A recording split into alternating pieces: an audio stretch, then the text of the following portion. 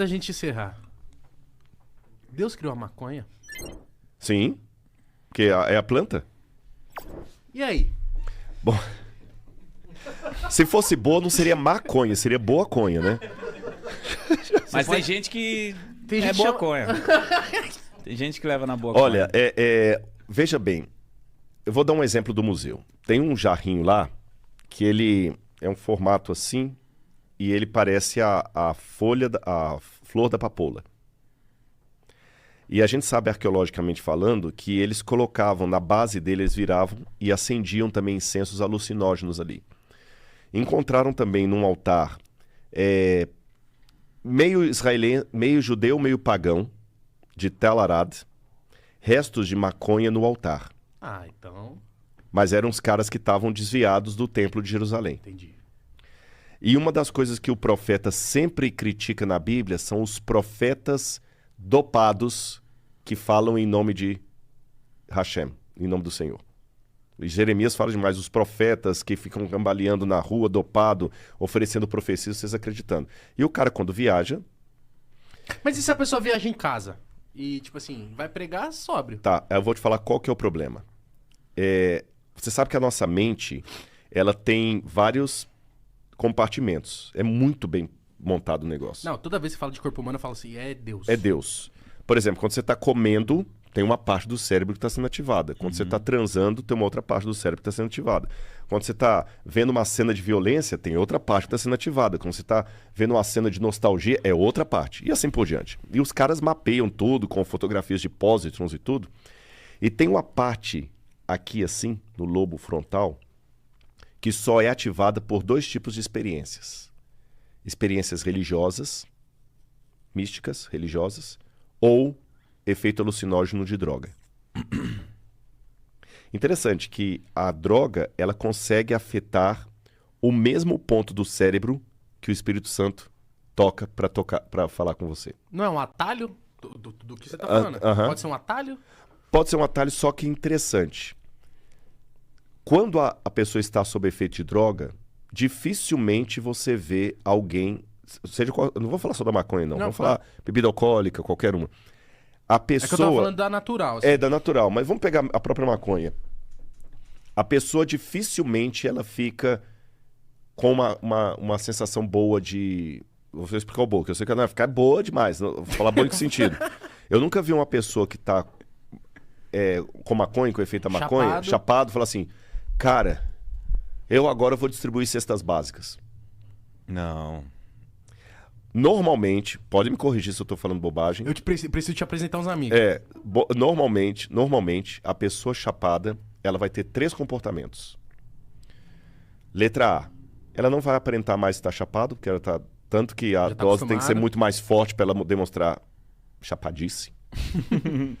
Ou ela vai ficar violenta, ou ela vai ficar idiota. Violência com a maconha não existe. Com certeza. Ou vai ficar idiota. Meio vai assim. Vai querer ficar deitado. Você tá entendendo?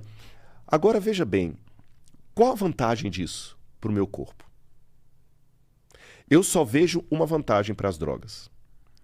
Se a realidade é tão dura que por não conseguir enfrentá-la eu preciso estar dopado. Porque o Albert Camus falava que a lucidez dói. Pra caralho.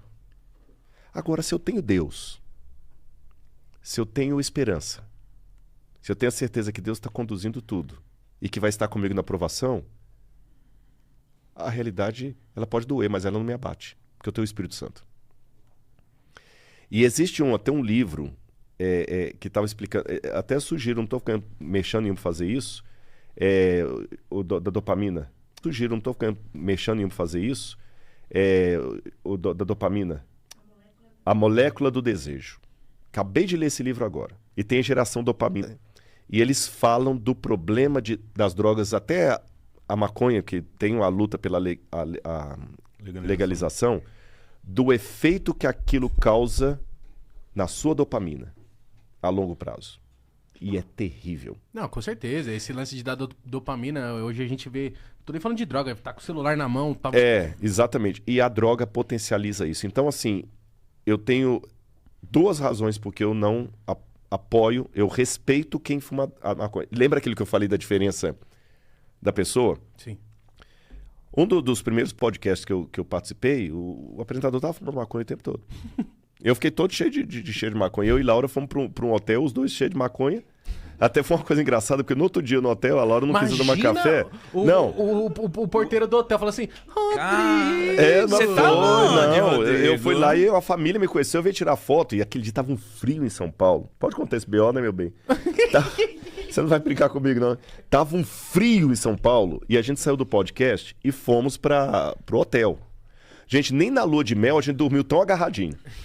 E a gente não tomou banho, porque tava muito frio. Muito frio. O hotel era simples, a água já nos dava muito. Aí no outro dia eu quis tomar meu café da manhã. A Laura, não vou não, você pode ir. E eu fui sozinho, uma família me conheceu e tudo e tal. Até uma história triste, uma família que tava tratando de uma menininha de câncer. Rapaz, você falou, e eu acompanhei a menina depois no Insta. E a menina faleceu. Nossa. Sabe? Ela eu abençoo a todos com a paz de Jesus. Nossa, até hoje eu lembro dessa menininha. E a família veio tirar foto comigo e eu fiquei pensando assim, meu Deus, será que eles estão sentindo que eu tô com cheiro de maconha? Mas, então assim, eu não... A palavra maconheiro hoje, ela caiu num sentido muito pejorativo, muito depreciativo. Uhum. Então eu não quero usar a palavra maconheiro, eu vou usar a palavra usuário. Eu não vou julgar o usuário. Por quê? Porque Deus não me deu essa autoridade. Deus deu a maconha. Você entendeu? Eu, Rodrigo, acho que se eu puder de maneira bem amorosa conversar sobre e sugerir para ele que ele pode ter uma vida de qualidade melhor sem aquilo, com muito amor o que eu ia sugerir. Eu acho que é isso. Também. Legal. Você entendeu? Sem apontar dedo,